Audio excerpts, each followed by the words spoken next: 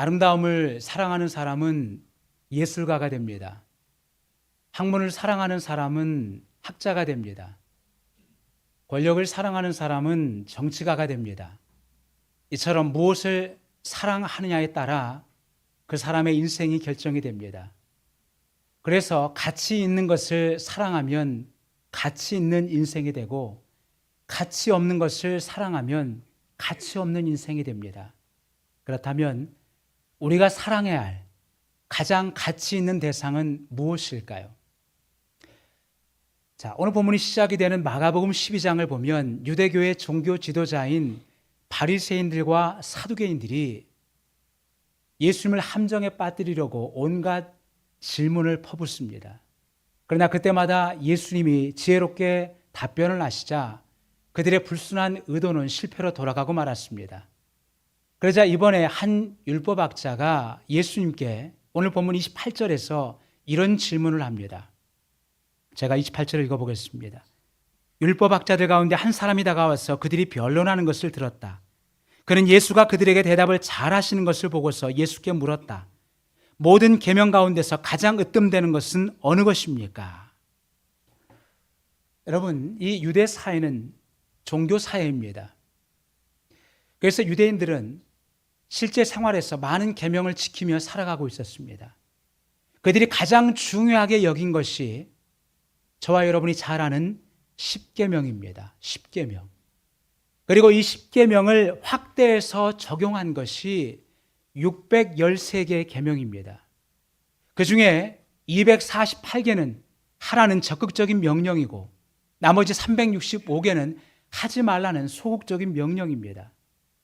자, 그런데 이 많은 계명 중에서 무슨 계명이 가장 중요한지 율법학자들 사이에서 오랫동안 논쟁이 있어 왔습니다. 그러자 이번에 한 율법학자가 예수님께 가장 으뜸이 되는 계명이 무엇인지 물은 것입니다. 그러나 이 질문 역시 예수님을 시험하고 궁지에 몰아넣기 위한 것이었습니다. 물론 예수님은 그의 불순한 질문의 의도를 이미 알고 잘 아셨지만 그럼에도 그 질문 자체가 대단히 중요했기 때문에 이런 답을 하십니다. 자, 오늘 본문 29절에서 31절을 보겠습니다. 예수께서 대답하셨다. 첫째는 이것이다. 이스라엘아 들어라. 우리 하나님이신 주님은 오직 한 분이신 주님이시다.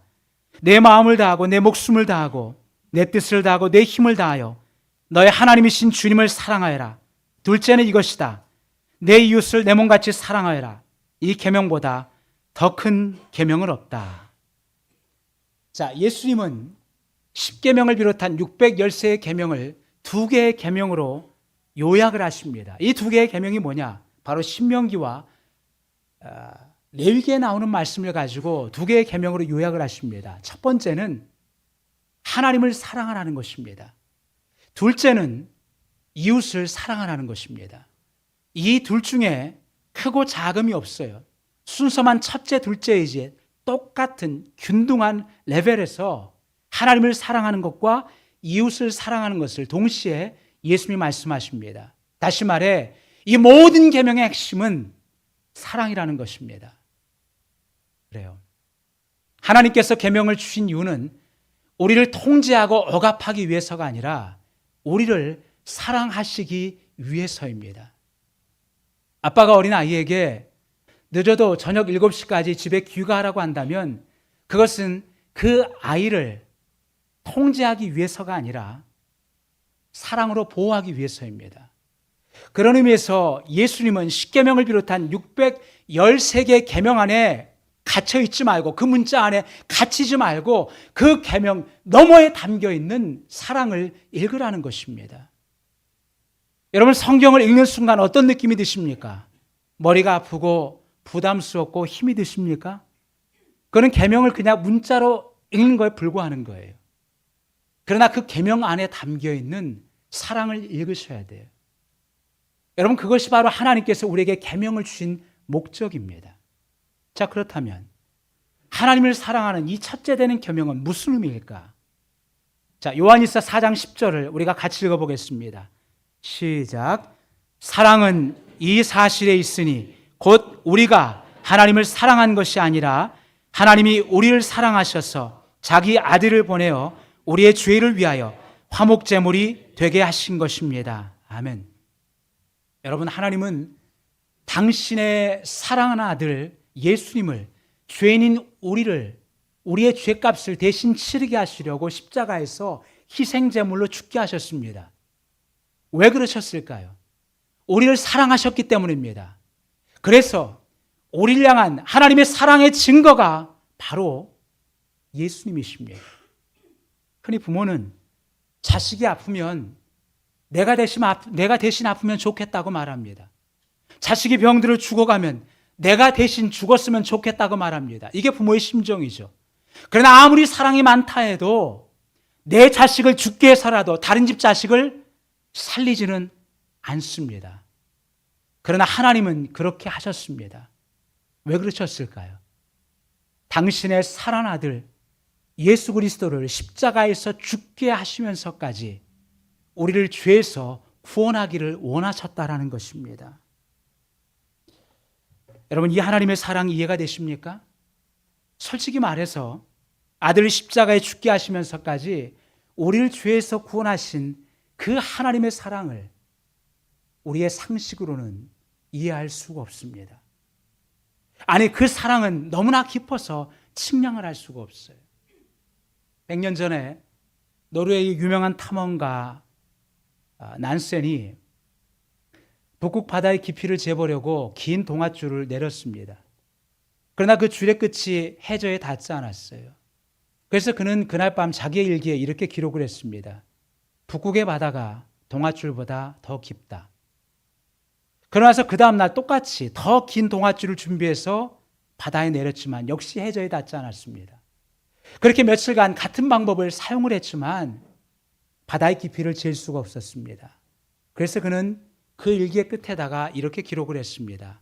북극의 바다가 하나님의 사랑보다 하나님의 사랑처럼 끝없이 깊고 깊다. 북극의 바다가 하나님의 사랑처럼 끝없이 깊고 깊다. 여러분, 우리의 좁은 소견과 이해로는 아무리 생각하고 아무리 생각해도 그 사랑의 깊이, 그 사랑을 헤아릴 수가 없습니다. 바로 하나님의 사랑인 것이죠. 그래서 한 찬송가 작사가는 하나님의 사랑을 이렇게 노래합니다. 하늘을 두루마리 삼고 바다를 먹물 삼아도 한없는 하나님의 사랑 다 기록할 수 없겠네. 하늘을 두루마리처럼 펼쳐놓고 바다를 먹물을 삼아서 끝이 없는 하나님의 사랑을 기록하려고 했는데 다 기록할 수 없다는 것입니다. 정말 그래요. 하나님의 사랑을 알면 알수록 그 하나님의 사랑은 우리가 가진 언어와 문자와 그 어떤 것으로 형용할 수 없고 결코 표현할 수 없다라는 것입니다. 그러나 안타깝게도 하나님의 사랑을 알면서도 정말 많은 사람들이 그 하나님의 사랑을 누리며 살지 못한다는 것입니다. 왜 그럴까요? 건강을 잃어서요? 돈이 없어서요? 외로워서요? 뭔가 부족해서요? 미래가 불안해서요? 그렇지 않습니다. 하나님의 사랑을 확신하며 살지 못하기 때문에 그렇습니다. 그러니 삶이 흔들리고 불안하고 무너지는 것입니다.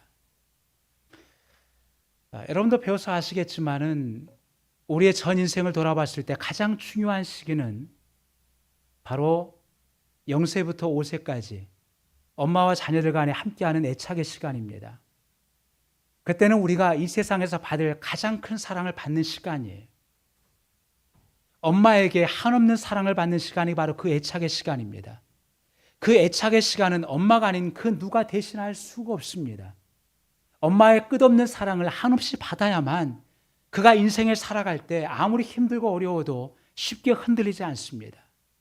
그러나 엄마와의 뜨거운 사랑을 나누지 못했을 때 우리의 삶은 자주 흔들리고 불안해지고 무너집니다. 엄마의 자리를 대신하지 못하는 것이죠. 여러분, 성도가 하나님을 믿고 하나님을 사랑한다 하지만 왜 자주 흔들리고 왜 불안하고 왜 무너지는지 아십니까? 하나님의 사랑을 지식으로는 알지만 그 사랑이 몸소 육화되고 그 사랑을 체험하며 날마다 살지 못하기 때문입니다. 삶이 흔들린 형제가 있습니다. 그를 붙들고 가장 먼저 깨닫게 될 것이 뭔지 아세요? 하나님이 단 한 번도 너를 놓지 않았다는 사실. 그 말씀을 들어야만 합니다. 지난주에 아주 오랜만에 어떤 분의 전화를 받았습니다. 반가운 마음에 통화를 했는데 그분이 뜻밖의 소식을 전해주셨어요. 얼마 전에 자신이 암 진단을 받았다면서 항암 치료를 준비 중에 있다고 말씀하셨습니다. 오랫동안 고생하며 힘들게 사시던 분이라 제 마음이 더욱더 아팠습니다. 그래서 이런저런 말씀으로 권유하고 함께 기도를 하면서 그에 앞서 한 말씀을 나눴습니다. 그것은 바로 로마서 8장 35절에서 39절입니다. 저는 이 말씀을 어떠한 순간이라도 암송하고 이 말씀을 되뇌입니다. 그리고 우리의 삶이 때때로 흔들리고 불안할 때 반드시 붙들어야 될 말씀이 바로 로마서 8장 35절에서 39절의 말씀입니다. 우리가 함께 이 말씀을 함께 합독해 보겠습니다. 시작. 누가 우리를 그리스도의 사랑에서 끊을 수 있겠습니까? 환난입니까? 곤고입니까? 박해입니까? 굶주림입니까? 헐벗음입니까? 위협입니까? 또는 칼입니까? 그러나 우리는 이 모든 일에서 우리를 사랑하여 주신 그분을 힘입어서 이기고도 남습니다. 나는 확신합니다. 죽음도 삶도 천사들도 권세자들도 현재일도 장래일도 능력도 높음도 깊음도 그 밖에 어떤 피조물도 우리를 우리 주 예수 그리스도 안에 있는 하나님의 사랑에서 끊을 수 없습니다. 아멘. 여러분, 하나님의 사랑, 그 하나님의 사랑은 당신의 아들 예수 그리스도를 통해서 나타났죠. 하나님은 당신의 아들 예수 그리스도를 십자가에 매달아 죽이시면서까지 우리를 향한 사랑을 보여주셨습니다. 그리고 그 사랑을 선물이라고 하셨습니다. 그러면서 여러분, 우리가 읽은 이 말씀 앞에 뭐라고 되어 있는 줄 아세요? 32절에서 그 아들을 내어주신 하나님께서 우리에게 그 어떤 것도 아끼지 않으신다라고 말씀하십니다. 우리에게 병이 찾아왔어요. 우리에게 사람이 떠났어요. 우리가 미래가 보이지 않아요. 우리가 외로워요. 여러분, 뭔가 부족해서가 아니에요. 하나님은 우리에게 모든 것을 다 완벽하게 해주셨습니다. 아끼지 않고 아들까지 주신 주님께서 우리의 삶이 흔들리고 불안할 때 무엇을 말씀하십니까? 단 하나, 하나님의 사랑에 대한 확신만큼은 변하지 말고 이것만큼은 붙들라는 것입니다. 우리가 삶이 힘들면 고향을 찾아가고 부모를 찾아가죠. 왜요? 끝까지 나를 지지해 줄 사람은 부모라는 것이죠. 여러분, 우리의 삶이, 우리의 신앙이 흔들고 우리의 영혼이 흔들릴 때 우리가 끝까지 붙들어야 될 것은 하나님의 사랑인 것입니다. 왜냐하면 육체의 질병과 마음의 괴로움과 인생의 무게와 악한 죄와 욕망조차도 우리를 하나님의 사랑에서 끊을 수 없기 때문입니다. 그래서 우리는 평생 하나님의 사랑을 붙들며 살아야만 합니다. 제가 가끔 말씀드려요. 어떤 목사님은 걸음을 걸으면서 항상 이 손에 누군가 악수하면서 걷고 있다고. 뭘 말할까요? 주님이 자신의 손을 붙들고 있다라는 거예요. 러시아의 푸틴 대통령은 KGB 출신이라 KGB의 걸음답게 한쪽 손은 가만히 있고 이쪽 손 흔들죠. 그걸 보면서 참 이상하게 생각했어요. 저 사람 뭘 가지고 이렇게 흔들면서 다니까? 뭘 가지고 건들거릴까? 여러분, 예수 믿는 사람은 하나님의 손 붙잡고 살아가는 거예요. 하나님이 한 번도 손을 놓으신 적이 없어요. 여러분, 불안하고 힘들 때 손을 한번 내려보세요. 축 처질게 말고 정말 주님의 손 붙든다 생각하면서 여러분 다녀보시란 말이에요. 하나님이 기적을 행하실 때 항상 하나님의 손이 움직이신다는 건 여러분 아십니까? 여러분 믿으세요? 하나님의 손이 여러분을 붙들고 있어요. 하나님 사랑하세요. 그 하나님 손 붙들면서 여러분 살면요 흔들리지 않습니다. 그리고 한 걸음 더 나아가 하나님께 사랑을 받은 우리 역시 우리를 사랑하신 하나님을 사랑해야 됩니다. 예수님은 마음과 목숨과 뜻과 힘을 다해 주 너의 하나님을 사랑하라고 말씀하셨습니다. 그런데 이 말씀은 하늘만큼 땅만큼 사랑한다는 그 흔한 상투적인 표현이 아니라, 잘 들으세요, 하나님이 저와 여러분을 사랑하신 그 방식을 말합니다. 십자가에 매달려서 죽어가고 있는 아들 예수님이 아버지여 아버지여 왜 나를 버리십니까? 라고 절규하고 외치는데도 끝내 하나님이 침묵하시면서까지 우리를 사랑하신 그 방식이 마음과 목숨과 뜻과 힘을 다한 사랑입니다. 그래서 여러분, 하나님에게 가장 전부는 뭐냐면 당신의 사랑하는 아들 예수님이었습니다. 하나님 그 전부이신 예수님을 우리를 사랑하시기 위해 십자가에서 내어주셨습니다.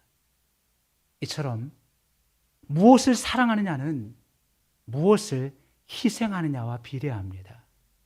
내가 사랑하는 만큼 희생하게 되어 있습니다. 그래서 사랑에 빠진 사람은 나 자신을 보지 않습니다. 내가 사랑하는 대상을 봅니다.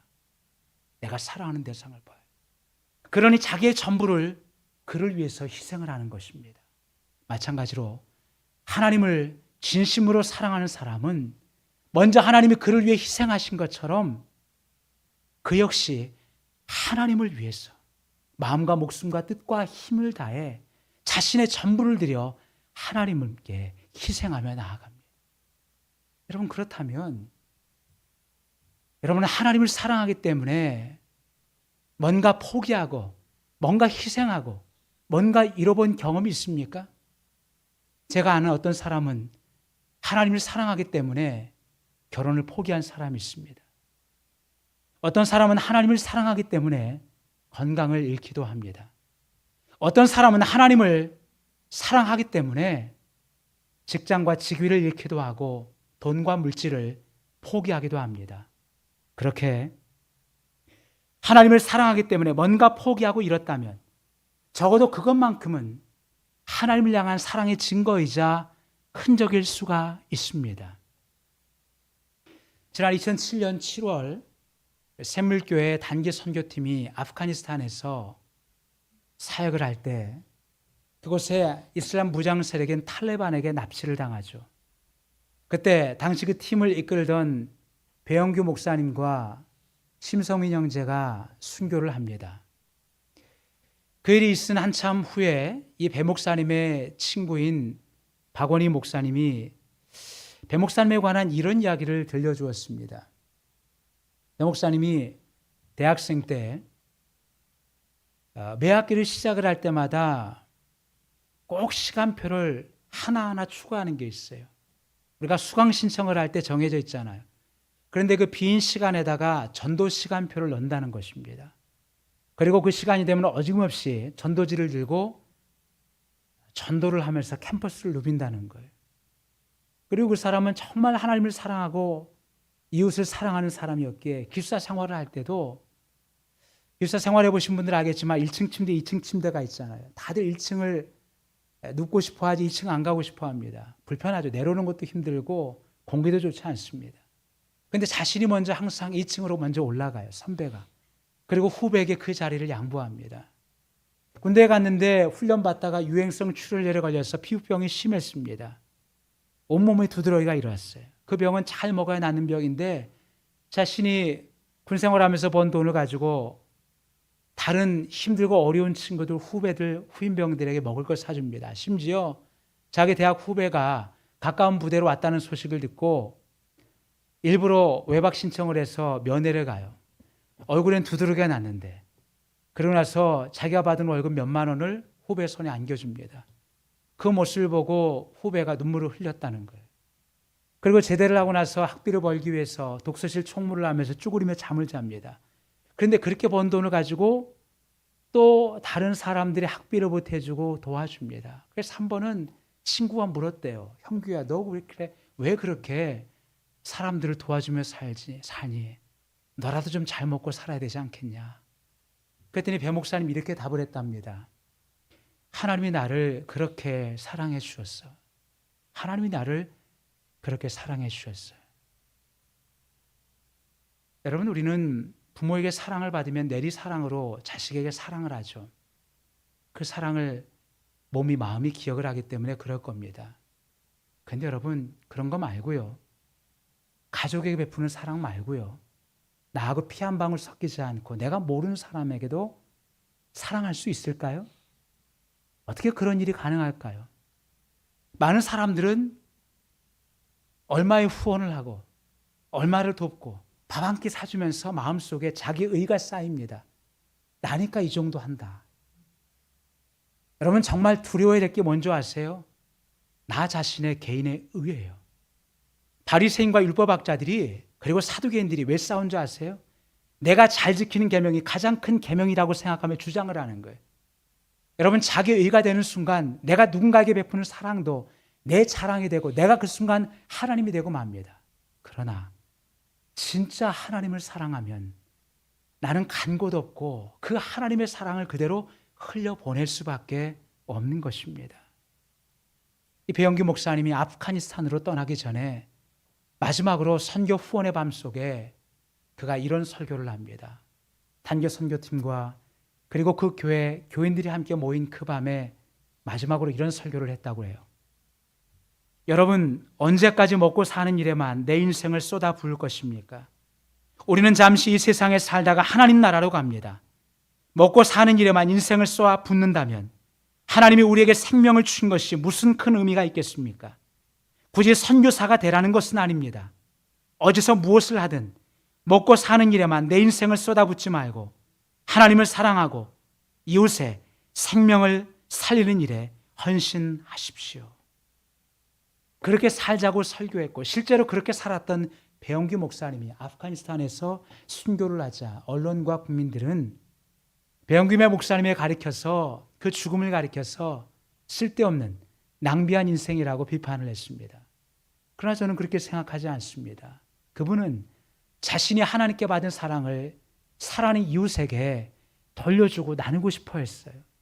그래서 그분의 책상 위에 놓여있는 액자에 이런 글귀가 쓰여 있습니다.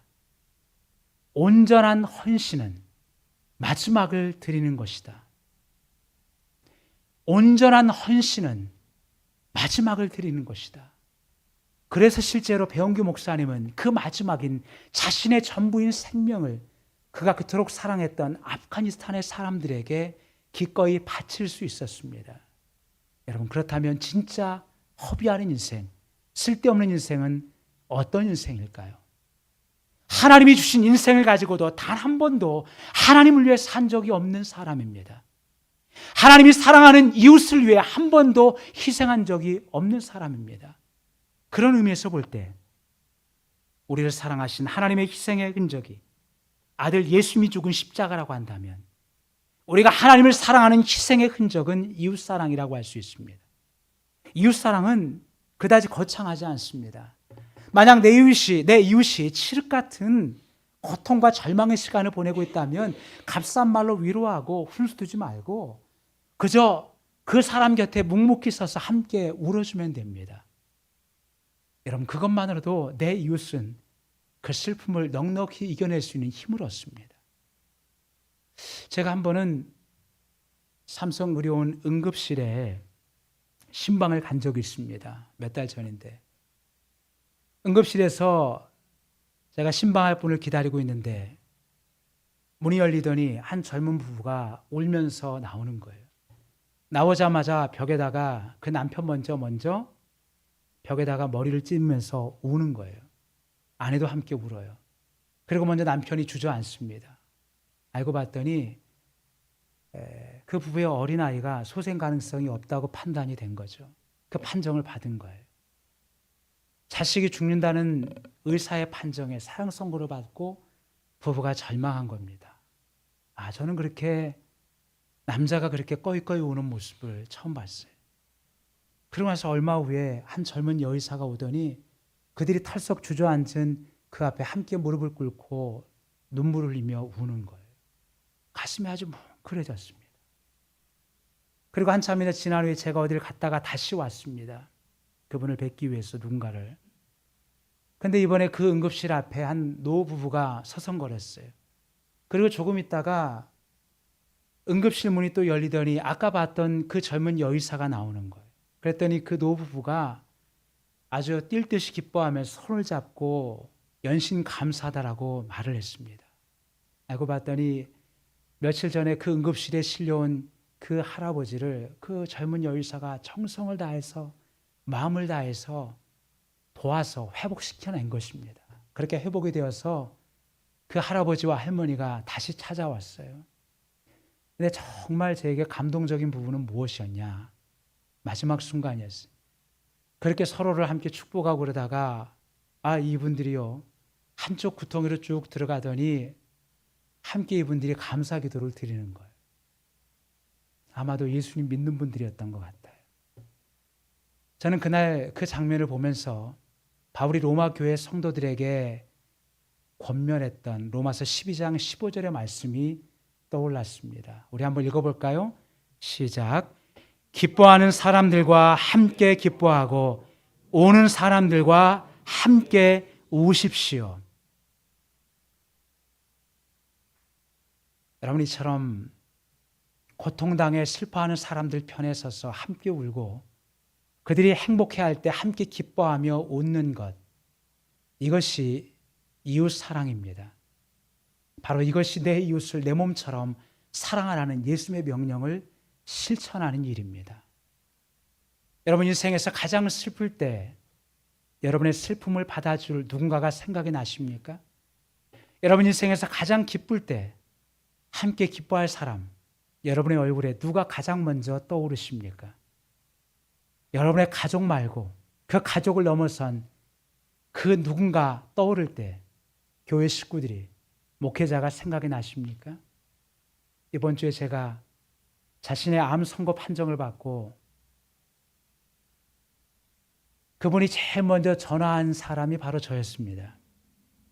인생에서 위기를 만났을 때, 때로는 인생에서 가장 기쁠 때 우리가 가장 먼저 떠오르는 사람이 육신의 가족을 넘어서 영적인 가족인 교회 공동체 우리라고 한다면 우린 진짜 하나님 안에 사랑하는 이웃을 넘어 한 가족인 것입니다.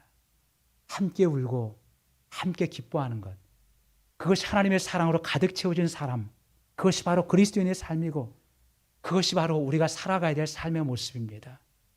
목장 모임은 쓸데없는 시간이 아니에요. 명품 자랑하고 연봉 자랑하고 힘든 거 어려운 거 그냥 한탄하는 시간이 아니라 정말 함께 울고 함께 기뻐하며 형제요 자매임을 기억하는 것입니다. 그리고 한 가족임을 우리가 누리는 거예요. 그게 진짜 그리스도인입니다.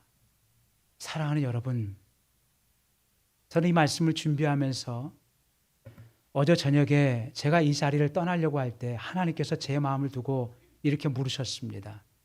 너는 정말 은혜교회 교우들을 위해서 네 생명을 기꺼이 바칠 수 있느냐?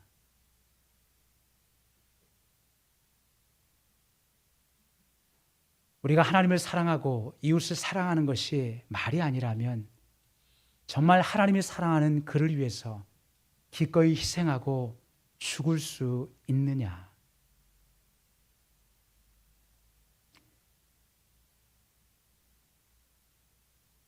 서울에 가면 연세대가 있습니다. 유명한 대학이죠.